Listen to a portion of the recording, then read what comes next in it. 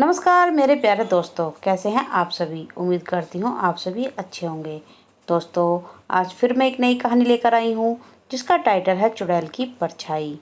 तो दोस्तों, मेरी ये कहानी सुनने के लिए मेरे चैनल को लाइक करें, शेयर करें और सब्सक्राइब करना ना भूलें। तो कहानी शुरू करते हैं आज की। चुड़ैल की परछाई, रियल हॉरर स्टोरी। एक रात 3 बजे मेरे बेडरूम की खिड़की, जो दूसरी मंजिल पर है, के बाहर चमकती रोशनी और धूप के तेज गंध थी।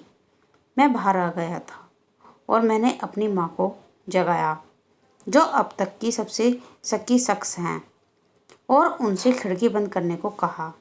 और मुझे यह भी याद आया कि यह खिड़की मैंने बंद भी की थी, लेकिन मैंने इस पर ध्यान नहीं दिया। पहले तो वह नींद में बड़बड़ाई और उसके बाद उसने फिर से खिड़की बंद कर ली। अगले दिन जब मैं सुबह उठा तो मुझे रात की बात पर हंसी आई। मुझे लगा कि यह एक कल्पना थी। मैं बाहर आया और माँ से इसके लिए क्षमा मांगी।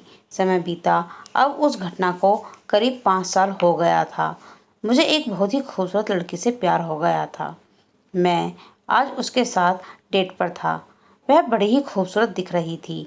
उसका नाम क्षमा था। उसने बताया था कि उसके पिता एक तांत्रिक थे और उसे भी इन सब के बारे में बहुत कुछ पता था। और शायद यही कारण था कि मैं उसकी तरफ आकर्षित हुआ, क्योंकि मुझे भी इस तरह की चीज़ों में थोड़ी बहुत रुचि थी। हालांकि मैं उसके पिता से अभी कभी मिला नहीं था। मेरी क्षमा से पहचान एक सोशल साइट से हुई थी। बातों बात में उसने बताया कि हाल ही में उसके दोस्त मोनिका कहीं बाहर गई थी। वह उसके घर पर रुकी थी और उसे वहाँ पर कुछ पैरानॉर्मल एक्टिविटीज़ महसूस हुई। मैंने जब मोनिका से इस बारे में बात की तो उसने बताया कि हाँ, कुछ दिन से वहाँ कुछ डरावना हो रहा है। तब मैंने कहा कि ठीक है, मैं इसे ठीक कर सकती हूँ। इसके लिए मुझे कुछ सामान चाहिए। लेकिन अगले ही दिन मोनिका की मृत्यु की खबर आई और मैंने उस घर को छोड़ दिया। अभी सुना है कि उस घर में अब कोई नहीं रहता है। क्या आप उस घर में चलना चाहोगे? यह बहुत ही रोमांचकारी होगा, क्षमा ने कहा। क्या क्या क्या क्या तुम पागल हो गई हो? ये सच है कि मैं इन सब चीज़ों में इंटरेस्ट रखता हूँ, लेकिन मैं इसे लेकर पागल नहीं हूँ। मैंने कहा, अरे यार, मैंने तो झूठ बोला था। उस घर में कोई भूत वगैरह नहीं है, लेकिन वह रूम अभी भी खाली है और वहाँ हमारे और तुम्हारे अलावा और कोई नहीं होगा। क्या ख्याल है? क्षमा के इस कातिलाना अंदाज पर मैं फिदा हो गया और वहाँ जाने को तैयार हो गया। जब मैं घर पर पहुँचा तो मुझे एक अजीब सा एहसास हुआ, जैसे कोई मुझे चुपके से देख रहा हो। लेकिन मैंने इसे भ्रम समझा और अंदर गया। यार, यह रूम कितना मनहूस दिख रहा है। कितने दिनों से खाली है? यह मैंने क्षमा से पूछा। बस कुछ दिनों से ही, क्षमा ने छोटा उत्तर दिया। हम बेडरूम में आ गए थे। हमने वहाँ एक लंबा किस किया।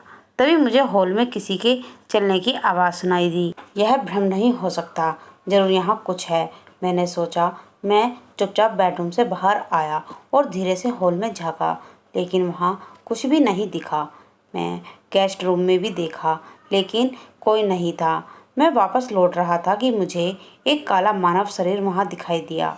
वह एक परछाई थी, भूत की। मैं तेजी से बेडरूम की तरफ भागा।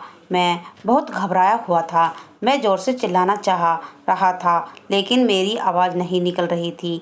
मैंने देखा कि क्षमा वहाँ दिखाई नहीं दे रही थी। अब मुझे सारी बात समझ में आने लगी। मैं तेज़ी से भागना चाह रहा था। मैं जैसे ही दरवाजे की तरफ बढ़ा, वहाँ क्षमा खड़ी थी। उसका पैर उल्टा था। वह सफ़ेद गाउन पहनी थी और उसके मुंह से खून निकल रहा था। मैं बुरी तरह डर गया। मुझे लगा कि अब मैं नहीं बच सकता। मैंने यहाँ क्यों? मैंने इस लड़की के चक्कर में आकर ही बड़ी गलती कर दी। मैंने यह सोच ही रहा था, वह मेरे काफ़ी करीब आ गई। मैं डरकर गिर गया और मेरे गिरते ही मेरे गले की हनुमान जी की लॉकेट बाहर गिर गई, जिसे देखते ही वह जोर से चिल्लाने लगी और पीछे हटने लगी। मैं हनुमान चालीसा पढ़ने लगा और हनुमान चालीसा पढ़ते हुए मैं उस घर से बाहर आया और गाड़ी में बैठकर तेज़ी से वहाँ से भाग निकला। मैंने सोचा, आज मुझे नया जन्म मिला है। मैंने अपना सोशल साइट्स का अकाउंट हमेशा के लिए बंद कर दिया। तो दोस्तों, आपको मेरी ये कहानी आज की कैसी लग रही है? कमेंट में लिखकर ज़रूर बताएं। और हाँ, अगर आपके पास कोई रियल स्टोरी है तो मुझे शेयर कर सकते हैं, जिससे कि मैं आपकी कहानी अपने चैनल पर बोल सकूं। धन्यवाद।